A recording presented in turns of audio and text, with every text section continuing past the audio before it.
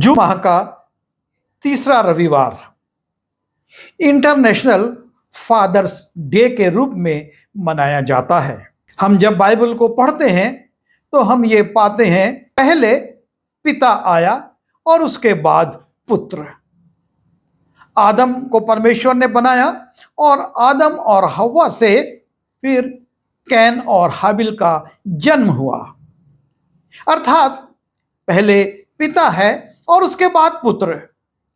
और यदि जिम्मेदारियों को हम देखें तो इस प्रकार से पिता की जिम्मेदारी पहले आती है और उसके बाद पुत्र की। और जब पिता की जिम्मेदारियों पर हम विचार करते हैं तो हम पाते हैं कि पिता के गुणों में जो सबसे पहली बात होती है और वो है क्षमा। पिता क्षमाशील होता है। वो बच्चों की अनेक गलतियों को क्षमा करता और उनको छोड़कर आगे बढ़ता है।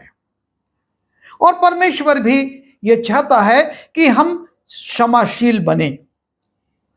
मत्ती रचित सुसमाचार उसके 6वें अध्याय के 14वें 15वें पद में यीशु मसीह अपने पर्वतीय उपदेश में कहते हैं, इसलिए यदि तुम मनुष्य के अपराध क्षमा करोगे तो तुम्हारा स्वर्गीय पिता भी तुम्हें क्षमा करेगा। और यदि तुम मनुष्यों के अपराध क्षमा ना करोगे तो तुम्हारा स्वर्गीय पिता भी तुम्हारे अपराध क्षमा ना करेगा।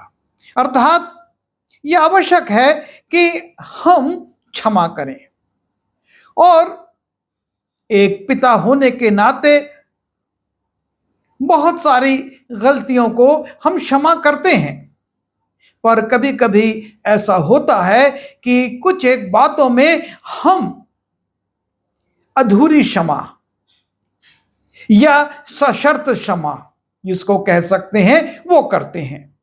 और कई बार ये अधूरी क्षमा हानिप्रद हो जाती है, बड़ा नुकसान देती है। और बाइबल में एक ऐसी ही घटना है जिसमें पिता अपने पुत्र को अधूरी क्षमा प्रदान करता है और उसका परिणाम बड़ा दुखद होता है। और इसके अध्ययन में जब हम जाते हैं, हम दूसरा शमूएल उसके 13वें अध्याय से 18वें अध्याय के बीच में ये घटना हम पाते हैं। इसकी शुरुआत हम देखते हैं, दाऊद का एक पुत्र है जिसका नाम है अम्नोन। और 13वें अध्याय के पहले पद में लिखा है, इसके बाद तामार नाम एक सुंदरी जो दाऊद के पुत्र अबशलोम की बहन थी, उस पर दाऊद का पुत्र अम्नोन मोहित हुआ। दाऊद का पुत्र अम्नोन अपनी बहन उस पर मोहित हो जाता है और वो उसके कारण इतना विकल हो जाता है कि बीमार सा हो जाता है। और तब उसका मित्र सलाह देता है कि राजा से तू बात कर। और राजा दाऊद अम्नोन के पास आता है। अम्नोन उससे कहता है कि यदि मेरी बहन तमार आकर मुझको भोजन खिलाएगी तो मुझको अच्छा लगेगा। और तब राजा दाऊद अपनी बेटी को भेजता है और तमार आती है, उसके लिए भोजन बनाती है और उसको परोसती है। और जब भोजन परोसती है, अम्नोन सारे लोगों को उस घर से बाहर भेज देता है और उसके बाद वो उसके साथ कुकर्म कर लेता है। और उसके बाद उसको इतना उससे घृणा हो जाती है कि उसको अपने घर से निकाल देता है। और जब तमार घर लौटती है तो उसकी दशा देखकर अबशलोम समझ जाता है और उससे पूछता है। और ये बात राजा को भी मालूम होती है। राजा इससे नाराज होता है, लेकिन कि राजा अम्नोन को कोई दंड नहीं देता है। और जब राजा अम्नोन को कोई दंड नहीं देता है तो अबशलोम इससे और भी ज्यादा नाराज हो जाता है और वो अपने मन में अम्नोन से बदला लेने की योजना बनाने लगता है। और लगभग 2 वर्ष बाद अबशलोम अपनी भेड़ों की बालों को उतरवाता है। वो एक जीवनार करता है और राजा को और अपने सभी भाइयों को उसमें आमंत्रित करता है। और राजा दाऊद तो नहीं जाता है, लेकिन अबशलोम के दबाव के कारण, बार बार कहने के कारण, वो अपने बेटों को भेज देता है। और अबशलोम ने अपने सेवकों को आज्ञा दी कि सावधान रहो, और जब अम्नोन दाख मधु पीकर नशे में आ जाए और मैं तुमसे कहूं अम्नोन को मारो, तब निडर होकर उसको मार डालना। और इस प्रकार से अबशलोम अपनी बहन का बदला अम्नोन से लेता है और सेवकों को आज्ञा देता है, और सेवक उसको मार देते हैं। और जब यह घटना घटती है तो लिखा है 37वें पद में, अबशलोम तो भागकर गशूर के राजा अम्मीहूद के पुत्र तलमै के पास गया। जब अम्नोन मर जाता है और सारे पुत्र दाऊद के विलाप करते हुए दाऊद के पास आते हैं, अबशलोम गशूर के राजा के पास भाग जाता है और वहां पर वो 3 वर्ष तक रहता है। जब अबशलोम भागकर गशूर को गया तब वहां 3 वर्ष तक रहा। और जब इन 3 वर्षों में अबशलोम वहां रहता है, लिखा है 39वें पद में, और दाऊद के मन में अबशलोम के पास जाने की बड़ी लालसा रही। दाऊद यह चाहता है कि अबशलोम से मिले, लेकिन वो जाता नहीं है और 3 वर्ष तक गशूर में अबशलोम रहता है। और उसके बाद 14वें अध्याय के पहले और दूसरे पद में लिखा है, और सरूयाह का पुत्र योआब ताड़ गया कि राजा का मन अबशलोम की ओर लगा है। इसलिए योआब ने तको नगर में दूत भेजकर वहां से एक बुद्धिमान स्त्री को बुलवाया और उससे कहा, शोक करने वाली बन, अर्थात शोक का पहरावा पहन और तेल ना लगा, और ऐसी स्त्री बन जो बहुत दिनों से मुए के लिए विलाप करती रही हो। तब राजा के पास जाकर ऐसी ऐसी बातें कहना, और योआब ने उसको जो कुछ कहा वो सिखा दिया। और योआब ने उसको कुछ बातें बताई और वो राजा दाऊद के पास जाती है और राजा दाऊद से ये सारी बातें कहती है। और जब वो इन बातों को कहती है जो योआब ने उससे कही थी, राजा समझ जाता है कि ये स्त्री किस इशारे को कर रही है। वो ये कह रही है कि तू अपने बेटे अबशलोम को क्यों नहीं अपने यहां बुलाता है। दूसरा शमूएल उसके 14वें अध्याय के 21वें पद से हम देखते हैं, तब राजा ने योआब से कहा, सुन, मैंने ये बात मानी है, तू जाकर अबशलोम जवान को लौटा ला। और इस प्रकार से वो स्त्री जब राजा से बातचीत करती है, राजा योआब को बुलाता है और कहता है कि जा और अबशलोम को लौटा ले आ। तब योआब ने भूमि पर मुंह के बल गिरकर दंडवत कर राजा को आशीर्वाद दिया। और योआब कहने लगा, हे मेरे प्रभु, हे राजा, आज तेरा दास जान गया कि तुझ पर मेरे अनुग्रह की दृष्टि है, क्योंकि राजा ने अपने दास की विनती सुनी है। और योआब उठकर गशूर को गया और अबशलोम को यरूशलेम ले आया। योआब अबशलोम को यरूशलेम में ले आता है 3 वर्ष के बाद। और यहीं से इस घटना का मोड़ आता है। राजा योआब से कहता है कि उसको ले आ, लेकिन उसके बाद राजा कहता है 24वें पद में, तब राजा ने कहा, वो अपने घर जाकर रहे और मेरा दर्शन ना पाए। तब अबशलोम अपने घर जाकर रहा और राजा का दर्शन ना पाया। राजा उसको यरूशलेम में बुलवा लेता है, लेकिन कह देता है कि वो आ जाए पर अपने घर जाए और वहां पर रहे, मुझसे वो ना मिले। वो क्षमा करता है, वो उसको बुलवाता है, लेकिन उससे मिलता नहीं है। और तब हम देखते हैं 28वें पद में, और अबशलोम राजा का दर्शन किए बिना यरूशलेम में 2 वर्ष रहा। 2 साल हो जाते हैं। 3 साल वो गशूर में रहा और 2 साल वो यरूशलेम में आकर है, लेकिन राजा या यूं कहें उसका पिता उससे मिलता नहीं है। और ये बात अबशलोम को बहुत बुरी लगती है, उसको बड़ा अपमानजनक लगता है। वो चाहता है कि वो अपने पिता के पास जाए और उससे मिले। 29वें पद में लिखा है, तब अबशलोम ने योआब को बुलवा भेजा कि उसे राजा के पास भेजे, परंतु योआब ने उसके पास आने से इनकार किया। अबशलोम योआब को बुलवाता है कि आए और राजा से बातचीत करे, पर राजा का सेवक भी अबशलोम की उपेक्षा करता और उसके पास नहीं आता है।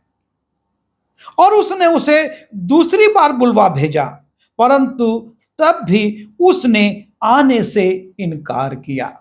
दूसरी बार फिर से अबशलोम योआब के पास अपने सेवकों को भेजता है कि उसको बुलाकर लाओ कि वो मुझसे बातचीत करे और इस बात को हम आगे बढ़ाएं, लेकिन योआब नहीं आता है। तब उसने अपने सेवकों से कहा, सुनो, योआब का एक खेत मेरी भूमि के निकट है और उसमें उसका जौ खड़ा है, तुम जाकर उसमें आग लगाओ। और अबशलोम के सेवकों ने उस खेत में आग लगा दी।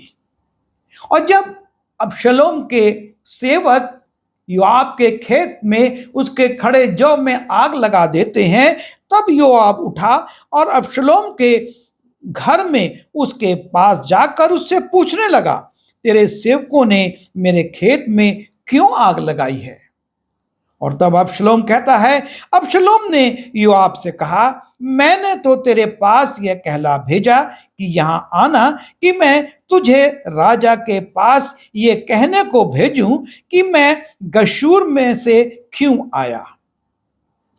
मैं अब तक वहां रहता तो अच्छा होता, इसलिए अब राजा मुझे दर्शन दे, और यदि मैं दोषी हूं तो मुझे मार डाले। और इस प्रकार से अबशलोम अपने उस उपेक्षा को प्रकट करता है कि मैं गशूर में ही था तो ठीक था, यहां आया पर राजा अर्थात मेरा पिता मुझसे मिल नहीं रहा है, मुझसे मुलाकात करने से उसने मना कर दिया है। यदि मैं दोषी हूं तो मुझको दंड दे, और यदि नहीं हूं तो मुझको क्षमा प्रदान करके मिले। और इस प्रकार से इन 5 वर्षों में अबशलोम के दिल में एक विद्रोह पनपने लगता है। अपने पिता के प्रति उसके मन में एक विद्रोह आ जाता है कि मेरा पिता मुझसे मिलना नहीं चाहता है। तो योआब ने राजा के पास जाकर उसको ये बात सुनाई और राजा ने अबशलोम को बुलवाया। जब ये बात होती है, अबशलोम की बात को योआब राजा से कहता है, और तब लिखा है कि राजा ने उसको बुलवाया। अबशलोम उसके पास गया और उसके सन्मुख मुंह के बल गिर के दंडवत की, और राजा ने अबशलोम को चूमा। और यहां पर राजा उससे भेंट करता है, लेकिन अबशलोम के दिल में एक विद्रोह आ गया। और उस विद्रोह के कारण हम आगे पढ़ते हैं 15वें अध्याय में कि इसके बाद अबशलोम ने रथ और घोड़े और अपने आगे आगे दौड़ने वाले 50 मनुष्य रख लिए। और अबशलोम सवेरे उठकर फाटक के मार्ग के पास खड़ा हुआ करता था और जब जब कोई मुद्दई राजा के पास न्याय के लिए आता, तब तब अबशलोम उसको पुकार के पूछता था, तू किस नगर से आता है? और वो ये कहता था कि तेरा दास इस्राएल के फलाने गोत्र का है। तब अबशलोम उससे कहता था कि सुन, तेरा पक्ष तो ठीक है और न्याय का है, परंतु राजा की ओर से तेरी सुनने वाला कोई नहीं। फिर अबशलोम यह भी कहा करता था कि भला होता कि मैं इस देश में न्यायी ठहराया जाता, कि जितने मुकदमे वाले होते वे सब मेरे पास आते और मैं उनका न्याय चुकाता। और इस प्रकार से अबशलोम एक विद्रोह की योजना बनाना शुरू कर देता है। वो राजा के प्रति विद्रोह कर देता है और लोगों से मिल मिलकर ये बात कहता है कि तुमको यहां पर न्याय नहीं मिल रहा है। यदि मैं होता तो मैं तुमको न्याय दिलाता। और फिर जब कोई उसे दंडवत करने को निकट आता, तब वो हाथ बढ़ाकर उसको पकड़ के चूम लेता था। और जितने इस्राएली राजा के पास अपना मुकदमा तय करने को आते, उन सबों से अबशलोम ऐसा ही व्यवहार किया करता था। इस प्रकार अबशलोम ने इस्राएली मनुष्यों के मन को हर लिया और इस चालाकी से अबशलोम अपने पिता के विरुद्ध कार्य करना शुरू कर देता है। और लगभग 4 वर्ष तक अबशलोम यही करता है। और जब अबशलोम ऐसा करता है, और तब लिखा है 4 वर्ष के बीतने पर अबशलोम राजा से कहा, मुझे हेब्रोन जाकर अपनी उस मन्नत को पूरी करने दे जो मैंने यहोवा से मानी है। और वो बताता है कि मैं हेब्रोन जा रहा हूं और वहां पर मैंने मन्नत मानी थी कि यदि मेरा पिता मुझको वापस गशूर से बुला लेगा तो मैं उसकी वंदना करूंगा, उसको भेंट चढ़ाऊंगा, उसकी आराधना करूंगा।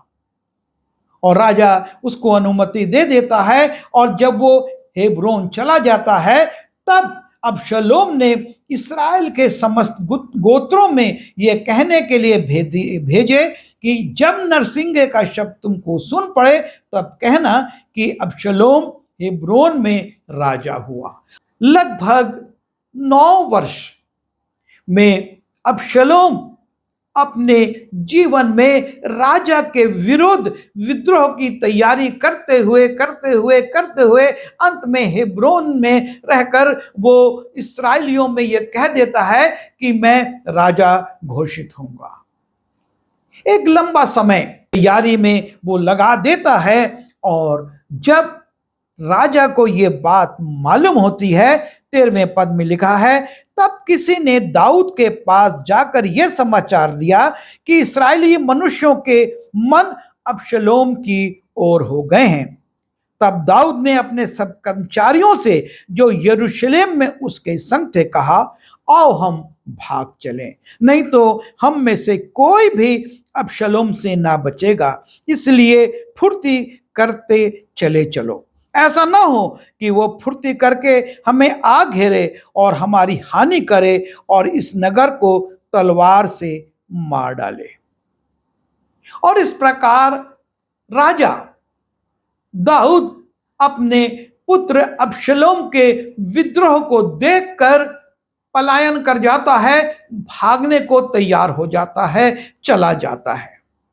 और अबशलोम ने विद्रोह क्यों किया? जब हम इस बात पर विचार करते हैं तो हम ये पाते हैं कि दाऊद की अधूरी क्षमा, वो उसको यरूशलेम बुलाता है लेकिन वो उससे मिलता नहीं, और ये घटना उसको विद्रोही बना देती है। 5 बातों को हम वहां पर देखते हैं। सबसे पहली भूल जो दाऊद से होती है और अबशलोम के हृदय में विद्रोह जन्म लेता है, जब अम्नोन उसकी बहन के साथ कुकर्म करता है। राजा अम्नोन को दंडित नहीं करता है। और ये अबशलोम को बहुत बुरा लगता है। उसके बाद हम देखते हैं जब अबशलोम अम्नोन का वध करवा देता है और गशूर भाग जाता है, 3 वर्ष तक राजा कोई ऐसा प्रयास नहीं करता कि अबशलोम वापस आए। और जब 3 वर्ष के बाद वो वापस लाया जाता है राजा की आज्ञा से, तो 2 वर्ष तक राजा उससे मिलता ही नहीं है, जो कि उसके मन को और ज्यादा विद्रोही बना देता है। और उसके बाद जब अबशलोम इस विद्रोह के लिए द्वार पर खड़े होकर लोगों से मिलता है, उनसे बातें करता है, राजा को यह समाचार मिला होगा, उसके सैनिकों ने या उसके जासूसों ने उसको बताया होगा, लेकिन राजा इस पर ध्यान नहीं देता और ये बात को वो बढ़ने देता है। वो यदि अबशलोम को बुलाता, उससे बातचीत करता, तो शायद ये विद्रोह नहीं होता। और उसके बावजूद जब ये बातें होने लगती हैं, दाऊद राजा अपना महल छोड़कर चला जाता है। और इस प्रकार से अबशलोम के विद्रोह को हवा मिलती जाती है और उसका विद्रोह बढ़ता चला जाता है। और इसका परिणाम हम देखते हैं कि अबशलोम और राजा दाऊद के सैनिकों में युद्ध की स्थिति आ जाती है। और जब युद्ध की स्थिति आती है, और हम 15वें अध्याय के 13वें पद से देखते हैं, और वहां पर अबशलोम राजा को युद्ध की चुनौती दे देता है। राजा के लोग युद्ध करने जाते हैं और राजा सैनिकों को आज्ञा देता है कि अबशलोम को मत मारना। लेकिन इस घटना का परिणाम बड़ा दुखद होता है। अबशलोम मारा जाता है। जब हम 18वें अध्याय के 9वें पद से जाते हैं, संयोग से अबशलोम और दाऊद के जनों की भेंट हो गई। अबशलोम तो एक खच्चर पर चढ़ा हुआ जा रहा था कि खच्चर एक बड़े बांज वृक्ष की घनी डालियों के नीचे से गया और उसका सिर उस बांज वृक्ष में अटक गया और वो अधर में लटका रह गया और उसका खच्चर निकल गया। इसको देखकर किसी मनुष्य ने योआब को बताया कि मैंने अबशलोम को बांज वृक्ष में टंगा हुआ देखा। योआब ने बताने वाले से कहा, तूने ये देखा, फिर उसे क्यों नहीं मार के भूमि पर गिरा दिया? मैं तुझे 10 टुकड़े चांदी देता, एक कटीबंध भी देता। उस मनुष्य ने योआब से कहा, चाहे मेरे हाथ में 1000 टुकड़े चांदी तौल कर दिए जाएं, तो भी राजकुमार के विरुद्ध हाथ ना बढ़ाऊंगा, क्योंकि हम लोगों के सुनते राजा ने तुझे और अभिषय और इत्तै को यह आज्ञा दी कि तुम में से कोई क्यों ना हो उस जवान अर्थात अबशलोम को ना छुए। यदि मैं धोखा देकर उसको मार देता तो तू आप ही मेरा विरोधी हो जाता, क्योंकि राजा से कोई बात छिपी ना रहती। और तब योआब रुकता नहीं है और जाता है, और योआब इस युद्ध को रोकने के लिए लिखा है, योआब ने कहा, मैं तेरे संग यूं ही ठहर नहीं सकता। सो उसने 3 लकड़ी हाथ में लेकर अबशलोम के हृदय में जो बांज वृक्ष में जीवित लटका था छेद डाला। तब योआब के 10 हथियार ढोने वाले जवानों ने अबशलोम को घेर कर ऐसा मारा कि वो मर गया। राजा की एक भूल कि उसने अपने बेटे को सही तरीके से क्षमा करके उससे अपने संबंध ठीक नहीं किए, बेटे की मौत का कारण बन गया। दाऊद राजा इस भूल को यदि नहीं करता और उसको शुरू में ही क्षमा कर देता और उसके साथ अपने संबंधों को ठीक कर लेता तो शायद अबशलोम का इस रीति से अंत ना होता। एक अधूरी क्षमा अबशलोम की मृत्यु का कारण बन गई और ये घटना हम सबको एक चुनौती देती है। हम अपने जीवनों में चाहे कोई भी हो, जब हम क्षमा करते हैं तो हमको उसके साथ उसे पूर्ण रूप से क्षमा करना चाहिए।